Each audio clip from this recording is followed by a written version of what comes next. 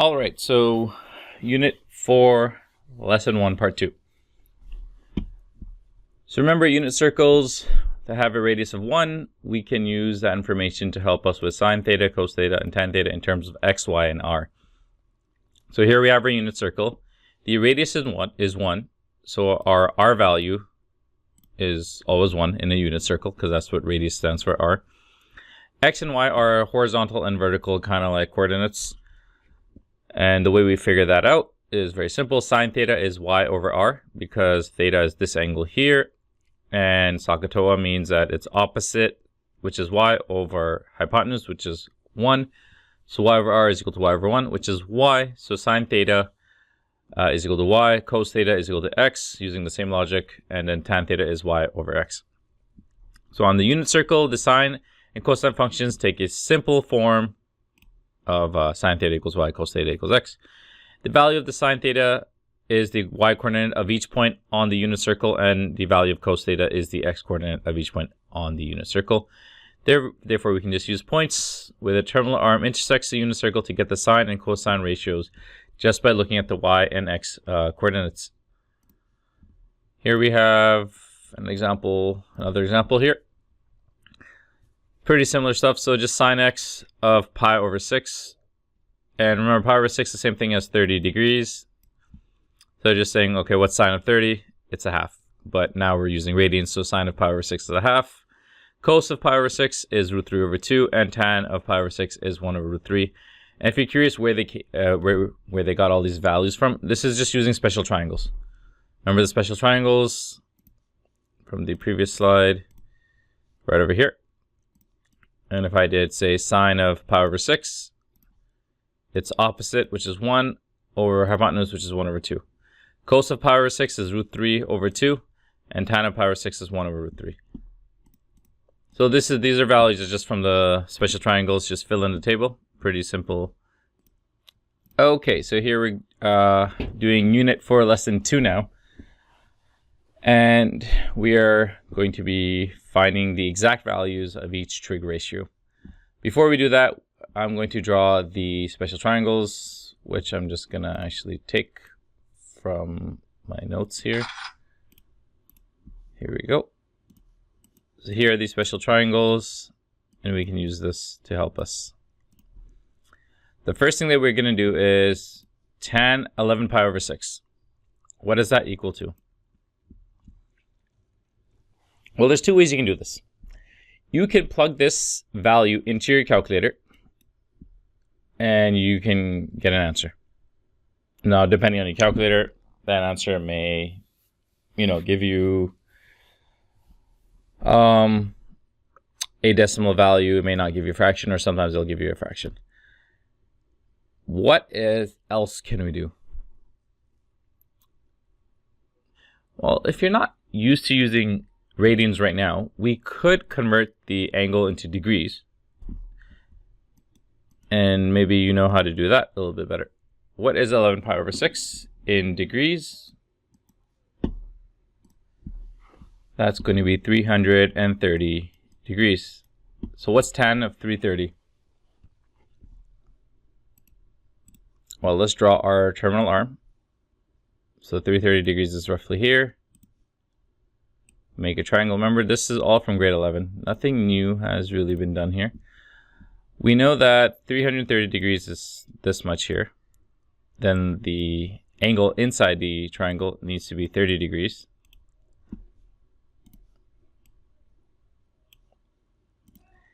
And we're looking for the exact value for each given trig ratio. So we're looking for tan. So tan of this value is opposite, which is this value here, and over adjacent.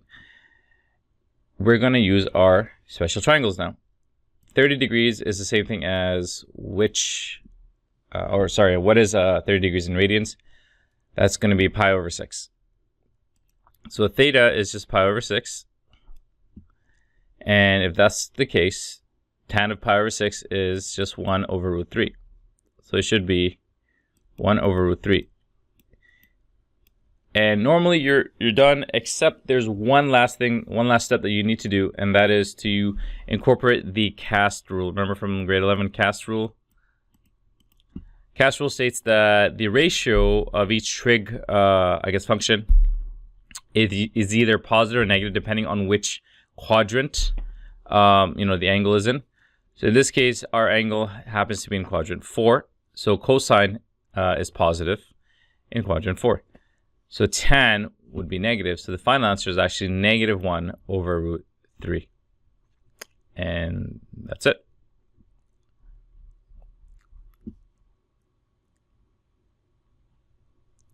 All right. Sine of 5 pi over 6, same thing.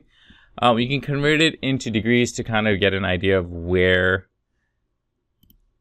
quadrant to kind of draw your terminal arm in, if you're not used to 5 pi over 6.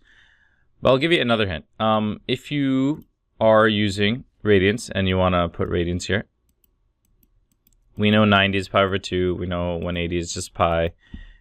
We know this is 3 pi over 2. That's 270. And this is 2 pi is 360. And if you're not comfortable with that, remember, just use degrees for now until you get more comfortable with it. But these are radians. And 5 pi over 6, well, 5 pi over 6, that's almost 6 pi over 6, right? And 6 pi over 6 is just pi. That means sine pi would be here. And this is slightly smaller than that. So my triangle is going to be in quadrant 2 like this. And I know that this part here is 5 pi over 6.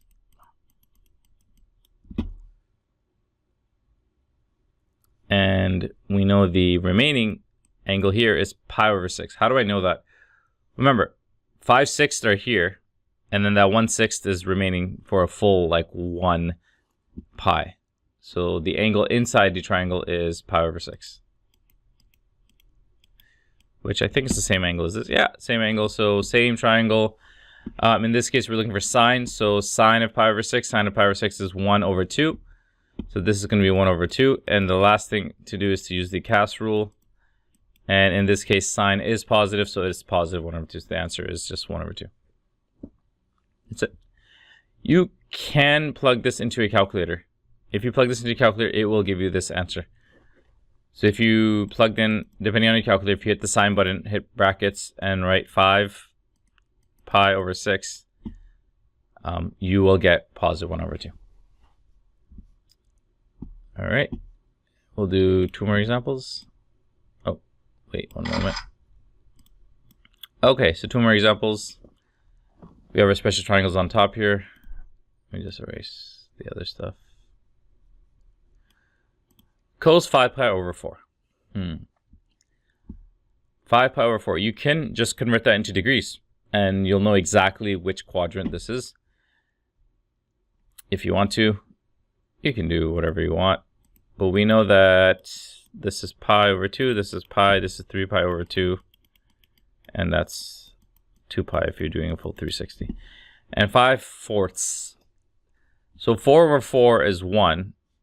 Meaning 5/4 is just past 1. So it's going to be somewhere in quadrant 3 here, our triangle. And we know the angle inside the triangle is going to be 5 pi over 4 minus pi. Just like grade 11. And if we're going to subtract, we need a common denominator. So instead of writing just minus pi, and remember pi is just pi over 1. We'll multiply both top and bottom by 4, so I get 4 pi over 4. That's what I did there. So pi, any number, you can write it as a fraction, just make it over 1. Common denominator times both the top and bottom by 4. Now I can subtract these values. 5 pi minus 4 pi is equal to just the singular 1 pi over 4.